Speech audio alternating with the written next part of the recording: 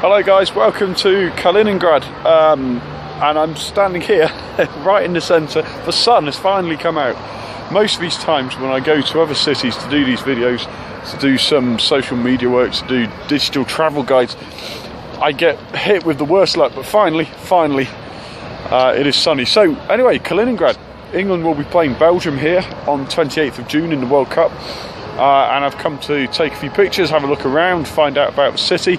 This right here, this is Ploshad Pobiedy, Victory Square, which in itself is quite a significant thing, not just obviously because of the end of the Second World War, but it's also the date when this city became a Russian city. Before 1945 it was a German city, Koningsberg, and in fact the oldest stadium currently on Russian soil is here. It was a German stadium built in 1892 where Baltika Kaliningrad until very recently played.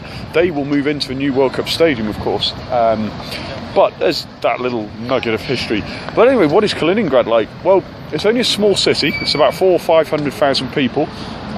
When you land, your first impressions of this place are really not very good, to be honest. When the plane lands, you land in a muddy cow field, effectively, is what it looks like.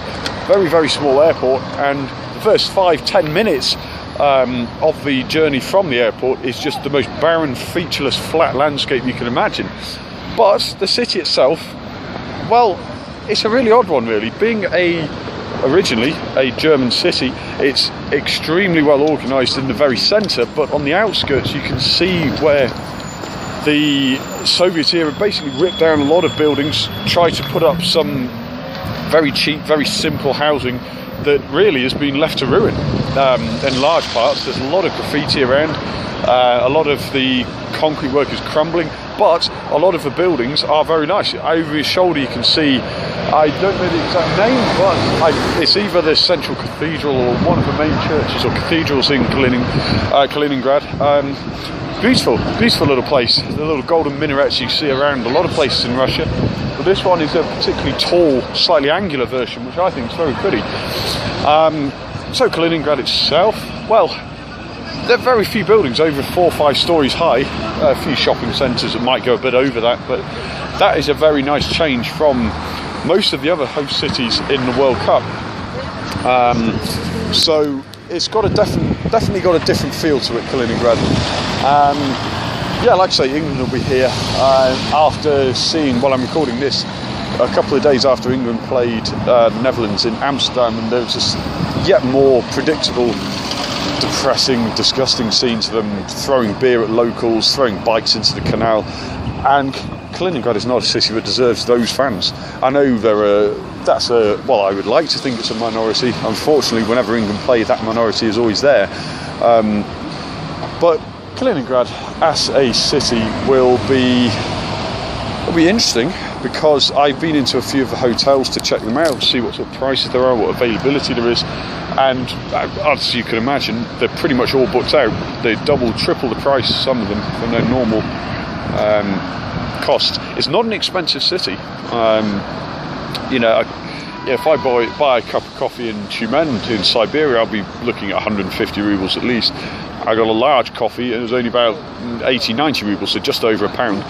I mean, that's just one small example, plenty of others, but it's not an expensive city. But right, I'm just going to cross the road, so I've got to keep half an eye on what's going on. So where I am right now, this is, like I say, that's Victory Square over my shoulder, and just walking down Leninsky Prospect. And that's actually another good point to make about the city. It's quite small, but it's not just the size of the city that makes it easy to navigate. It's the fact that there are 4 or 5 main thoroughfares, and you can easily work them out on a map. I did a very, very basic level of research on Google Maps, and it was quite simple. Once you know where they are, it's all within walking distance. I have been accused of being slightly lazy in the past, but even I'm just going on foot. I haven't been on bus yet, because it's a very nice and easy and manageable city to discover on foot. So here we are on the right. Now, still on Leninsky Prospect. There is a statue to Mother Russia over there. Now we're going to try and cross the road. Right, there's a bus in the way there, so at the point trying to show you that. This is, well, this road, like I say, Leninsky Prospect, it runs right down towards the mouth of the river that runs through the city, and just across the river, or one of the inlets anyway, is where the stadium itself will be. It's on a slightly separate island to the most of the centre of the city, but like again I say, it's all very easily navigable. It's very, very easy to get to. So I'm just going to stroll down here. I won't record it all the way to the stadium, of course, but I'll just give you an idea of what it's like to get around the city. This road is also where the bus from the airport runs right down this road, and it is, oh, I don't know, 20 minutes, 25 minutes on the bus, no more than that, and you end up right in the centre. So, I mean, yeah, there is the ubiquitous McDonald's, there are quite a few different coffee chains and all that, but like I say, it's nothing's too expensive. There are a lot of really good bars and pubs around here as well. I mean, without going into the whole lavish atmosphere of, let's get tanked up before a game, well, just as we mentioned that, there's one right here, a little Irish pub, Liberty, awful pun, but I'll pop in there in a moment and have a look. Plenty of pubs around. And what a lot of them do is they have a lot of local beers as well. Not that it's particularly unique to Kaliningrad, obviously, but they do mix the international and local beers well. None of it is very expensive. I had a pint last night in a pub near my hotel. It was only 130 rubles. I had a pint just now, it was 140. We're talking £2, and that's good local beer. Personally, I quite like the cloudy light beer, but you can get everything. Again, like most cities, but still, the fare here is good, the price is good, so you can't complain. I'm just going to try and give you a little shot over the road. In fact, I'll tell you what, this building here is a good example behind me. Let's have a look at the little balconies. You can see the style there. It does not feel desperately Russian. It feels, well, more like the city's history. I say more European city. Across the road, whenever you can make out, just past those trees, right, getting away. Look at the buildings there. They've got really, really nice colouring, nice architecture, nice little wrought iron balconies. It's a very attractive part here.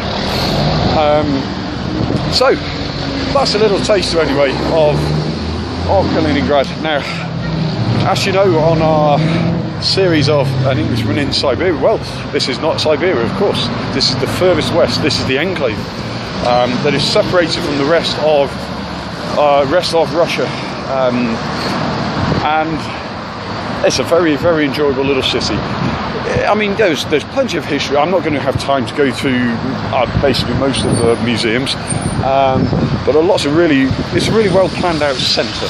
It's an enjoyable place. So if you're going to be here for the World Cup, then I very, very strongly advise you to take an extra day, just relax, put your feet up, walk around for a little bit, and then put your feet up, have a well-owned beer afterwards.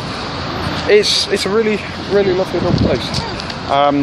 And I honestly actually think it's a good example of the surprise that most people will have when they come to Russia for the World Cup. They'll expect grim, cold, dour Soviet architecture, and while there undoubtedly is some, and even in this city, like I mentioned, in the outskirts there's plenty. The residential areas are fairly unimaginative really. The centre is beautiful, lovely little place. Alright, I'm going to sign off for now. I'll be back later, possibly with a second version. I'm going to try and head down to the World Cup Stadium later, so I might have part 2 of Kaliningrad edition. But for now, guys, thanks for joining me.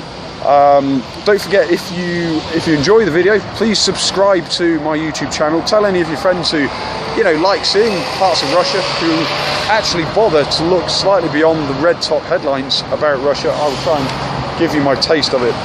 This is Kaliningrad part 1, and I hopefully will join you for part 2. Bye bye.